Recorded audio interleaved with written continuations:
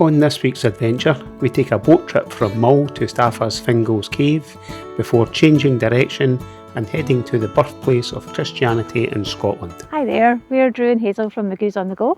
Yep, and this week we continue our journey in Mull, and we're at Fidden Farm. Yes. Which is kind of southwest down on Mull itself.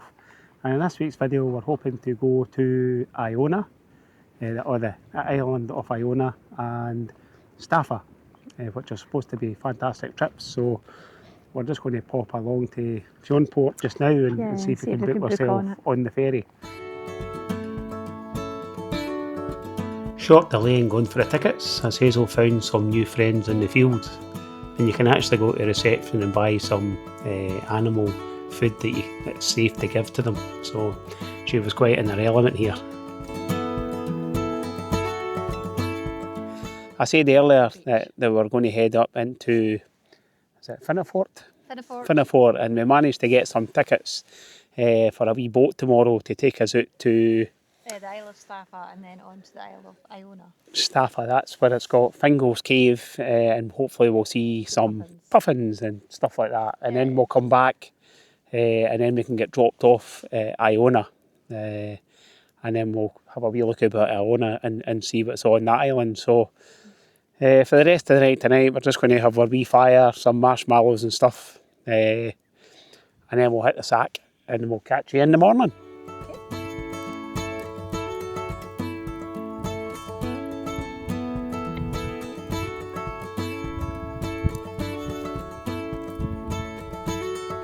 Oh, they're good. Come and have some. Hazel's drinking the wine, I'm on the marshmallows, as you can see.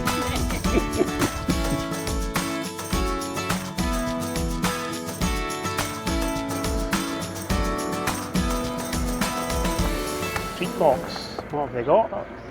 Vanilla school cake, Oreo white chocolate brownies, and biscotti caramel Empire biscuits. We get something on the way back. Cash only. We're just heading to our campsite along the road here to the port at Fionport to head out to Staffa Island. It's about a wee mile's walk along a country road, which is actually quite nice. So I think it's a mile and a half from the campsite to the... Is it? A mile and a half? Oh, right, okay. Stand corrected.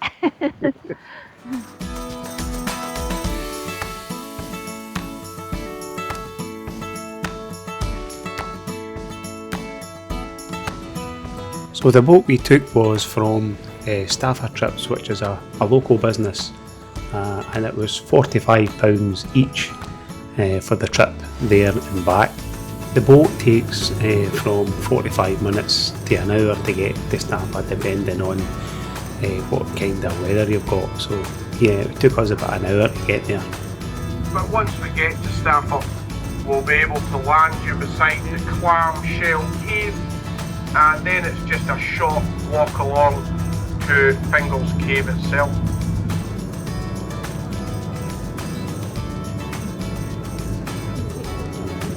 So about half an hour into the sailing, we slowed down as we seen some seals on some rocks that were out sunbathing.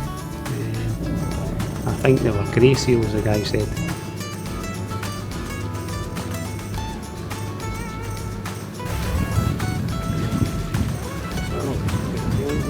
Okay, ladies and gentlemen, here we are at Staffa, and the first cave that we're looking into there is called McKinnon's Cave. McKinnon's Cave, and it's the second largest cave on Staffa. And then, ladies and gentlemen, this is us looking into Fingal's Cave. Fingal's Cave is 66 feet high at its entrance, extending back into the island by 240 feet. So that's about 20 metres high and 80 metres deep.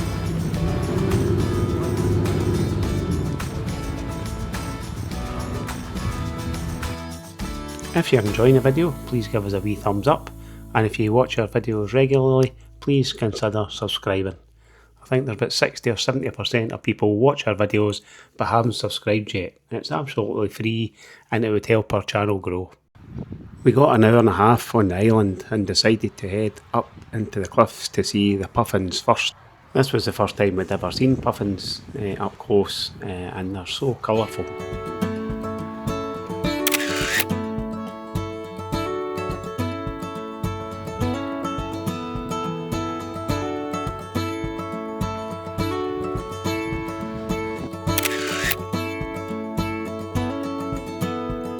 After about 20 minutes of watching the puffins come and go, we thought we'd better head down and see Fingal's cave as time was getting on.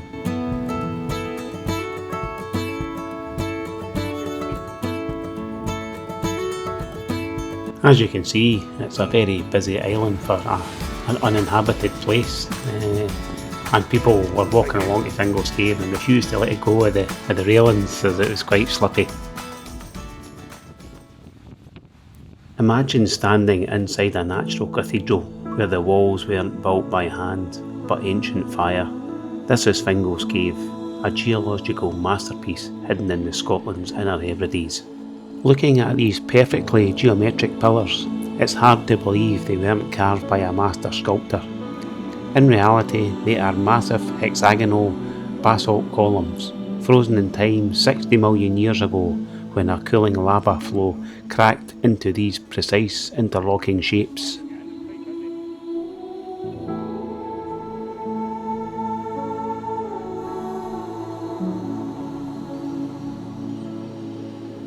There was a bit of a queue to get into the cave when we first got there, but if you wait long enough, it quietens down and you get the chance to get that photo that makes it look like you have the place to yourself. So if you do visit the island, just have a wee bit of patience and you'll get the shot you want.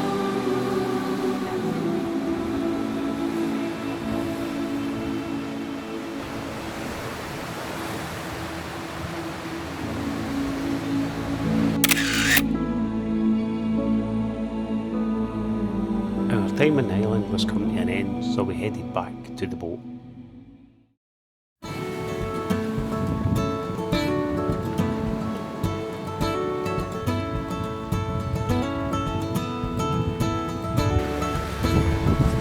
Back in the boat. We were advised that the return journey was going to be a bit wet, so I had to put my camera gear away until we got to Iona. After an hour of bobbing up and down in the waves bigger than the boat, we arrived on the Isle of Iona.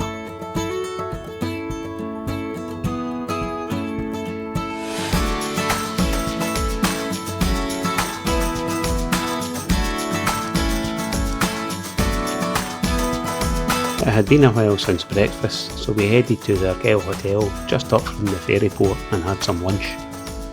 We managed to get a great wee seat out in the conservatory and it overlooked the ferry port. The food was very good and we tried some of the local cuisine with the mussels, which were spot on.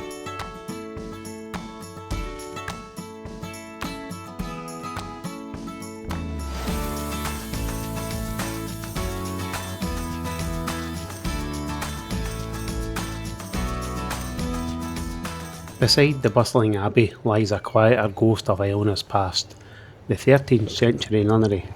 Unlike the restored church nearby, these roofless red granite ruins have been left to nature, standing as one of the best preserved medieval convents in Britain.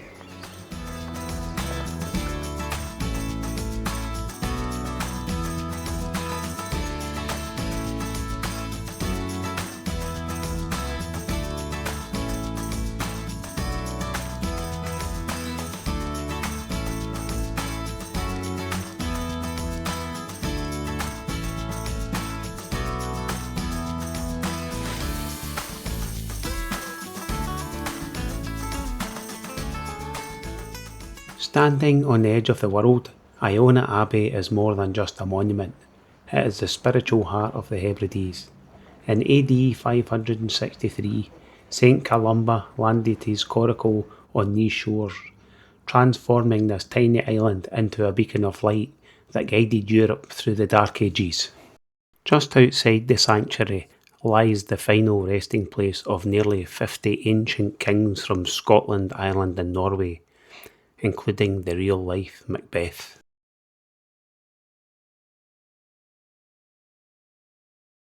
Our time on Iona was coming to an end, and we headed back to catch the ferry back to Mull. The ferries are every 30 minutes or so and take around 15 to 20 minutes to get over. It costs about £2.40 each way. Iona is well worth a visit and is supposed to be the cradle of Christianity in Scotland. Just be aware that tourists are not permitted to bring cars to the island due to its size. It only has a population of around 180 people. This is our park up here. Look at the view we've got out of the front of the motorhome. Absolutely amazing. You just come here, you just come and pick your spot. You don't actually book onto the campsite. You just turn up, we've got space, you get in, but it's a massive campsite.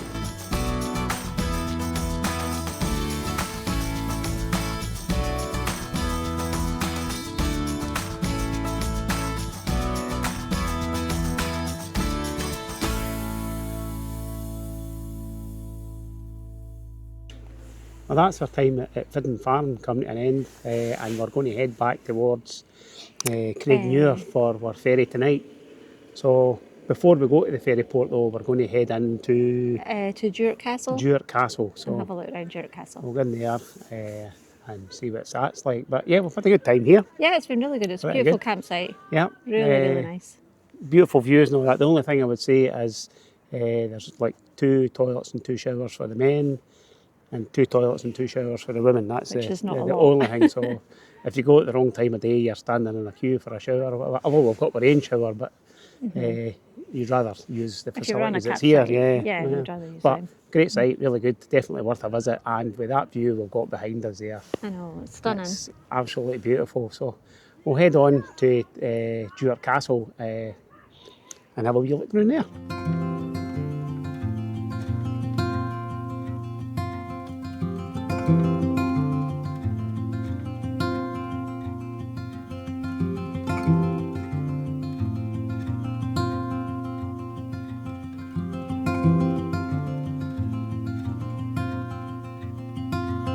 Perched on a jagged cliff edge overlooking the Sound of Mull, Duart Castle is more than just stone and mortar. It is the living heart of Clan Maclean. For over 700 years this fortress has stood guard over the sea lanes of the Hebrides.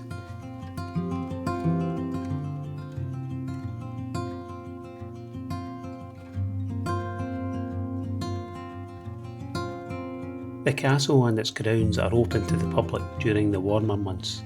Visitors can explore the Great Hall, state bedrooms, a dungeon and climb the battlements for panoramic views of the Sound of Mull.